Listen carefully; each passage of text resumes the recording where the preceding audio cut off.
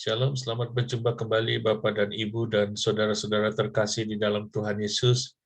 Kembali kita bertemu di dalam renungan harian singkat selama 5 menit dari Lahir Baru Fellowship Ministry.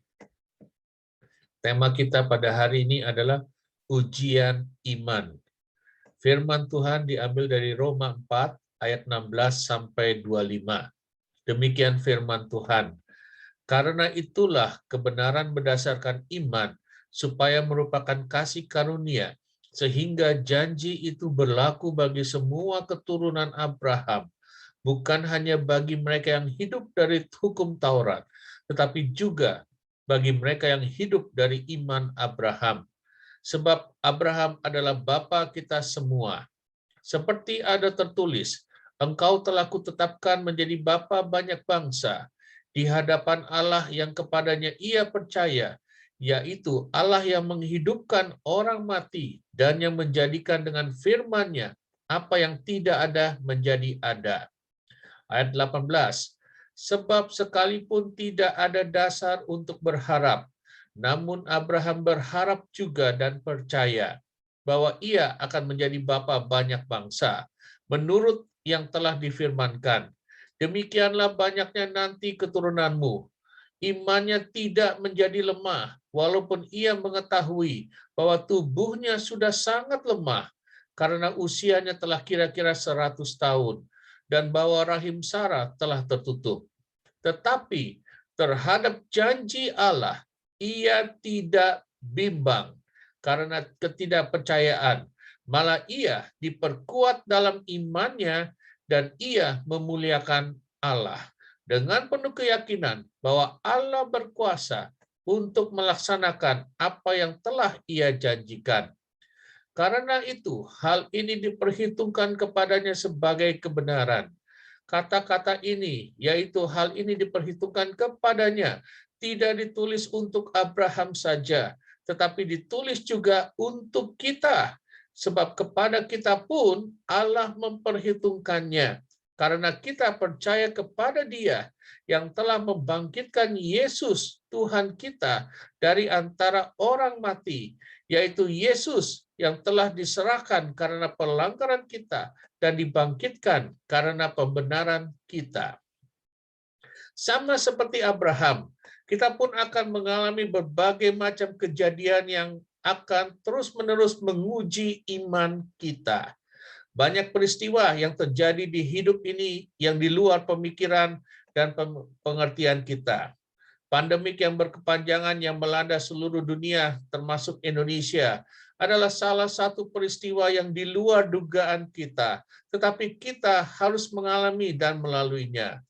Akibat pandemik yang berkepanjangan ini, banyak rencana kita yang mungkin berantakan, dan kita tidak siap untuk menghadapinya.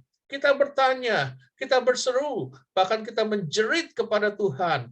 Mengapa Dia mengizinkan peristiwa ini terjadi yang mungkin menyebabkan pekerjaan atau usaha kita menjadi terpuruk dan imbasnya kepada keluarga kita.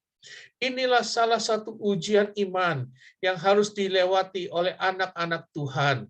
Bukan karena Tuhan jahat, tetapi saya percaya selalu ada maksud dan tujuan Tuhan yang baik di balik semua peristiwa yang menimpa kita. Roma 8 ayat 28 menyatakan bahwa kita tahu sekarang bahwa Allah turut bekerja dalam segala sesuatu untuk mendatangkan kebaikan bagi mereka yang mengasihi Dia, yaitu bagi mereka yang terpanggil sesuai dengan rencana Allah.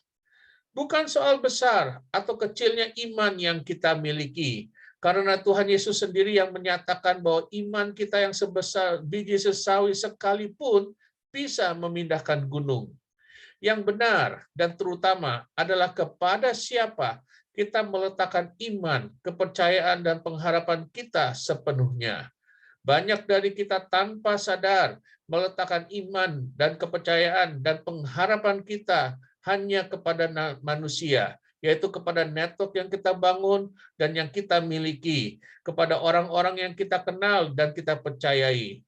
Mungkin juga kita meletakkan iman, kepercayaan, dan pengharapan kita kepada kekayaan, ataupun jabatan dan posisi yang kita pegang, bahkan mungkin termasuk segala kepintaran dan pengetahuan yang kita miliki. Pandemik yang berkepanjangan yang terjadi saat ini menunjukkan bahwa ada hal-hal yang bisa terjadi di luar kuasa kita, dan berbagai kejadian buruk yang saat ini mungkin sedang menimpa kita diizinkan Tuhan untuk menyadarkan kita akan iman kita, yaitu kepada siapa dan apa kita letakkan iman kita sesungguhnya. Dan yang kedua adalah ketahanan iman kita. Apakah sesungguhnya iman kita itu kokoh atau mudah goyang, atau rapuh bahkan ketika hanya ditimpa oleh angin sepoi-sepoi. Abraham meletakkan iman dan pengharapan dan kepercayaan sepenuhnya hanya kepada Tuhan Yesus yang membimbing dan menuntunnya. Roma 4 ayat 20-21 menyatakan bahwa terhadap janji Allah, Abraham tidak bimbang sedikit pun karena ketidakpercayaan. Malah Abraham diperkuat dalam imannya dan ia memuliakan Allah dengan penuh keyakinan bahwa Allah berkuasa untuk melaksanakan apa yang telah ia janjikan. Firman Tuhan di dalam Roma 4 ayat 17 juga menyatakan bahwa di hadapan Allah yang kepadanya Abraham percaya, yaitu Allah yang menghidupkan orang mati dan yang menjadikan dengan firman-Nya apa yang tidak ada menjadi ada. Abraham tidak pernah sedikit pun melihat kepada situasi dan kondisinya yang sudah tua secara manusia dan secara jasmani, ataupun yang tidak berdaya. Tetapi dia percaya sepenuhnya hanya kepada Tuhan yang dia sembah, yaitu Tuhan yang akan menggenapi segenap semua janji-janjinya, dan maha kuasa dan setia sampai akhir. Jangan lihat kondisimu yang tidak berdaya. Jangan putus asa melihat situasi keadaan sekelilingmu yang membuat engkau takut. Jangan putus harapan ketika engkau merasa terpuruk dan sendirian. Engkau masih punya Tuhan yang penuh kasih, maha kuasa, dan setia, dan menggenapi semua firman-Nya. Datang ke hadapannya sama seperti Abraham, mempersembahkan seluruh hidupmu, dan minta tuntunan dan bimbingan Tuhan sepenuhnya.